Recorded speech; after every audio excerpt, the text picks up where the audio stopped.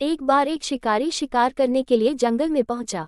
उसने अपने तीर पर बहुत ही खतरनाक जहर लगाया और शिकार को निशाना बना करके उसने तीर को छोड़ा, लेकिन उसका तीर चूक गया और तीर एक पेड़ पर जा लगा।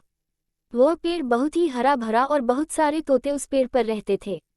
जैसे ही वह जहरीला तीर उस पेड़ पर जाकर लगा, वह पेड़ धीरे धीरे सूखने लगा और उस पेड़ पर जो भी तोते रहते थे वह एक एक करके उस पेड़ को छोड़कर जाने लगे। उस बड़े से पेड़ के कोट में एक बहुत ही बूढ़ा तोता रहता था जो बहुत ही धर्मात्मा और अच्छे मन का था।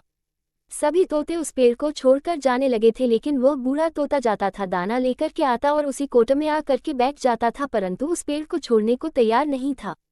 बूढ़े तोते के साथियों ने कई बार आकर के उसे समझाया कि यह पेड़ सूख रहा है और किसी दिन गिर भी जाएगा, चलो किसी और पेड़ पर चल कर रहा जाए, परंतु वह बूढ़ा तोता वहां से जाने को तैयार नहीं हो रहा था।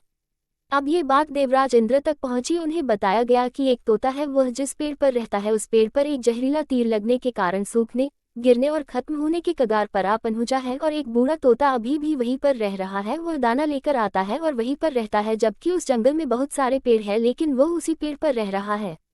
देवराज इंद्र प्रकट हुए और उस बूढ़े तोते से कहने लगे कि आप बहुत धर्मात्मा हैं, बहुत ही अच्छे मन के हैं, लेकिन आप इस पेड़ को छोड़कर किसी और पेड़ पर चले जाइए, क्योंकि यह पेड़ कुछ ही दिनों में गिर जाएगा।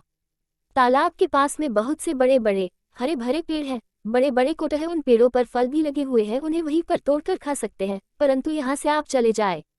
तोता बोला, माफ कीजिएगा, इस पेड़ ने मुझे जीवन दिया है, शिकारियों से मेरी रक्षा की है, हर मौसम में मेरे साथ रहा है, ये कोट मेरा घर है, यहाँ मैं पला बड़ा हूँ, इस पेड़ को मैं छोड़कर कैसे जा सकता हूँ? इस पर संकट आया है तो क्या मैं इसे छोड़कर चला जाऊँ? मैं ऐसा कभी नहीं कर सकता। देवराज इंद्र तोते के इस बात से बहुत ही प्रसन्न हुए। उन्होंने तोते से कहा, मैं आपके इस बात से बहुत ही खुश हूँ, मांगो जो आपको मांगना हो।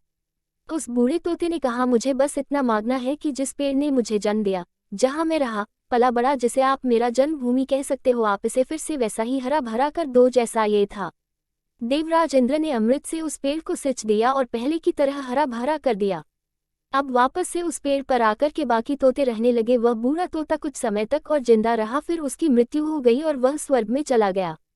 ये कहानी हमें सिखाती ये है कि जब भी किसी इंसान का बुरा दौर आता है तो इमोशनली वह टूटा हुआ होता है, उसे किसी के सहारे की जरूरत होती है, किसी की आवश्यकता होती है। अगर आप ऐसे समय में उसे छोड़कर चले जाएंगे, उससे बात नहीं करेंगे, मुंह मोड़ लेंगे, तो आपसे बुरा कोई नहीं है, क्योंकि आप किसी के सुख का साथी बने या ना बने, लेकिन आपको हमेशा किसी के दुख का साथी जरूर बनना चाहिए।